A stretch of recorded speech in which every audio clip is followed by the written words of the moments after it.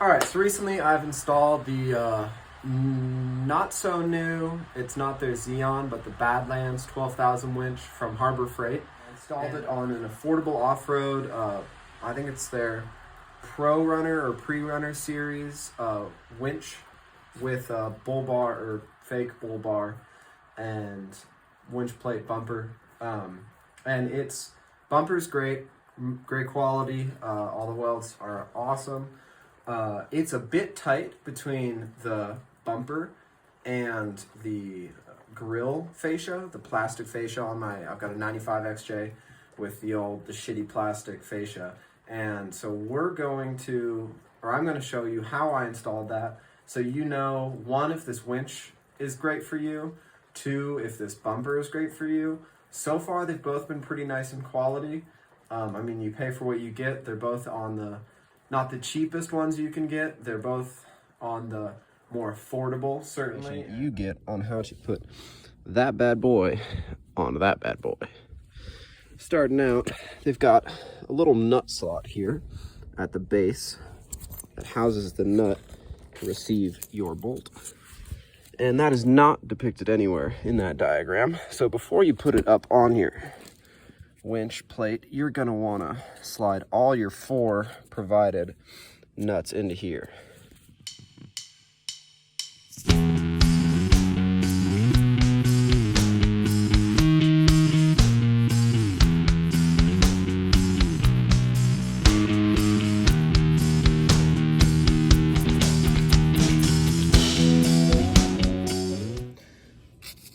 Lock washer. Oh, try and put it on there. Washer, money shot, and repeat until you got all 4 ready to go. Now we're just going to take one bolt at a time and go up and under and try and find that hole. Hole lines up decently. I'll put this in here. Now remember, when you're orienting this, you're going to want to put your terminal posts as close as you can to your battery. You do get a good amount of provided wire, but you don't really want to be running it past all these moving parts. Some people choose to go in past the radiator, but that gets a little hot. You run the risk of melting your wiring. I'm going to go right through this hole here, boom, up and under past that gap, run it past the firewall, right here, and up towards the battery terminals. And now that we've run our wire through the fair lead, we can go ahead and tighten this down. I'm using a crescent and a 7/8 to reach into here because you can't fit a full ratcheting wrench, or at least not the ones I have. Now I'm going to go ahead and tighten these both down.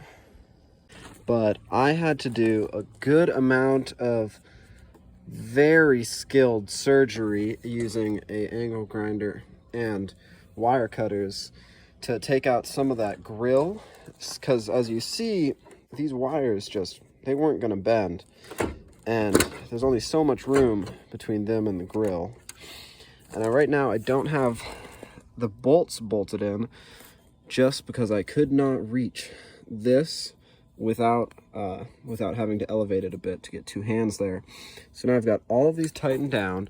I have the main positive power running between the grill and the radiator, and I'm gonna zip tie them here to the grill just so it doesn't contact the radiator because that can get hot.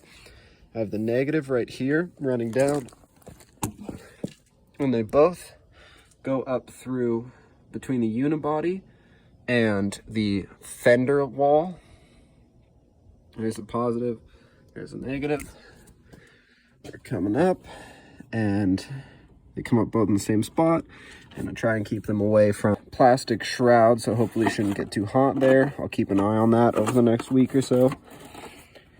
And both the negative and the positive I have routed under the battery box, attached the circuit breaker to the positive line, have that screwed onto or bolted onto the battery terminal in the auxiliary spot.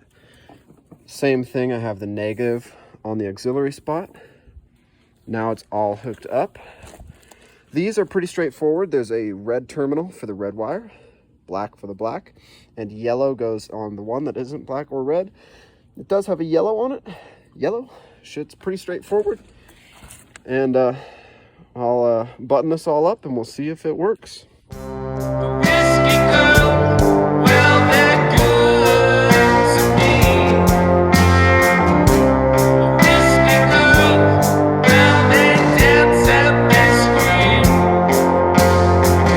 And one by one, they always leave. Another bar and a new name on their sleeve. So now we've got it all installed and need to test this bad boy out.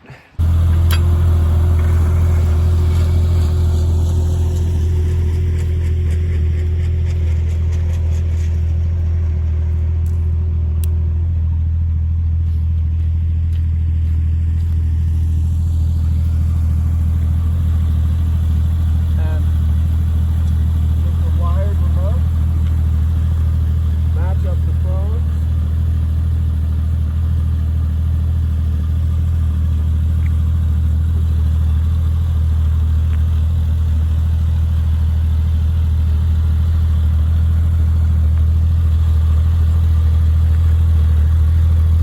Now we have the Jeep just in neutral, so we're gonna take up the slack here after we take it out of free spool.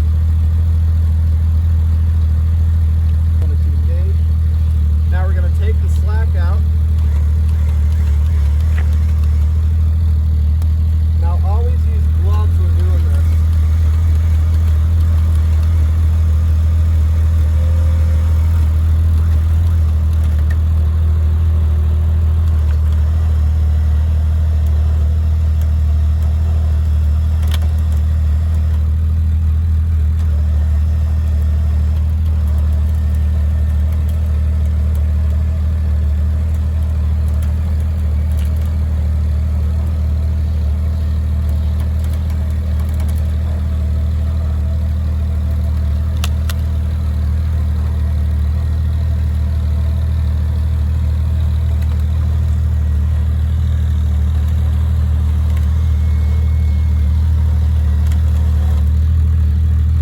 I'd say the winch works.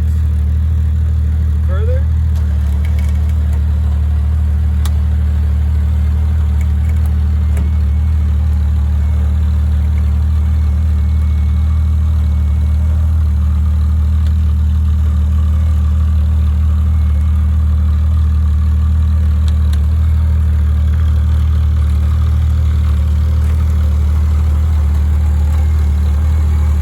Well, that's 2 uses down and the winch still hasn't blown up or fried my Jeep, hopefully.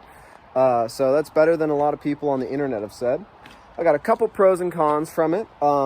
Install was pretty good. Would have liked a little bit better instructions. And my biggest concern with install for most of you guys or anyone else who's willing to do this on this, this bumper and winch combo, you really might want to take the time to relocate the solenoid, or else you're going to have to cut up your fascia here, because it mounts to the tensioner, which, as you would presume, the tensioner pivots.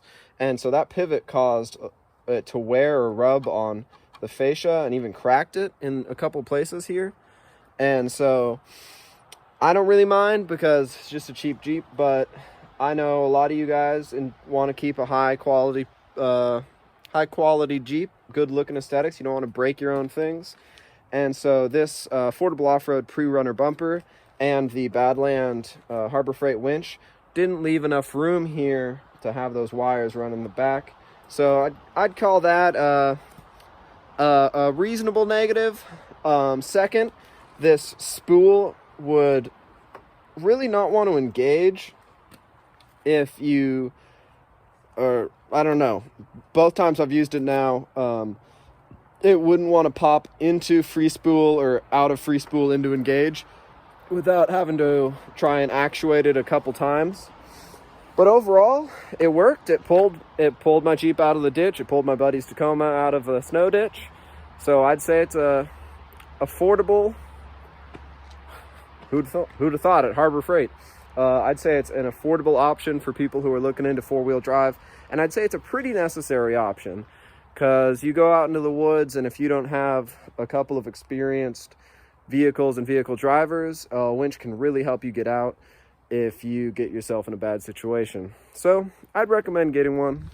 I like this one. I've seen quite a few reviews. I'll keep you guys updated in case it ever blows out on me, because then I will rescind my review approval of the Badlands 12,000 winch.